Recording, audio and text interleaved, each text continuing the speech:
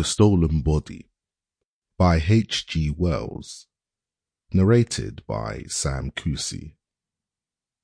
Mr. Bessel was the senior partner in the firm of Bessel, Hart and Brown of St. Paul's Churchyard, and for many years he was well known among those interested in physical research as a liberal-minded and conscientious investigator.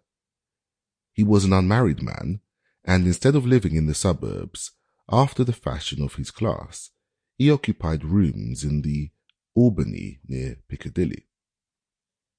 He was particularly interested in the questions of thought, transference, and of apparitions of the living, and in November 1896, he commenced a series of experiments in conjunction with Mr. Vincey of Staple Inn, in order to test the alleged possibility of projecting an apparition of oneself by force of will through space. Their experiments were conducted in the following manner. At a prearranged hour, Mr. Bessel shut himself in one of his rooms in the Albany, and Mr. Vincey in his sitting room in Staple Inn, and each then fixed his mind as resolutely as possible on the other.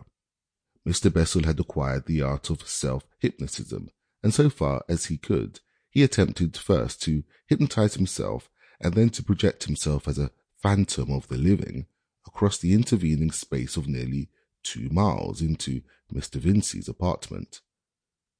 On several evenings this was tried without any satisfactory result, but on the 5th or 6th occasion, Mr. Vincey did actually see, or imagine he saw, an apparition of Mr. Bessel standing in his room. He states that the appearance, although brief, was very vivid and real. He noticed that Mr. Bessel's face was white and his expression anxious, and moreover, that his hair was disordered. For a moment, Mr. Vincey, in spite of his state of expectation, was too surprised to speak or move, and in that moment it seemed to him as though the figure glanced over its shoulder and incontinently vanished.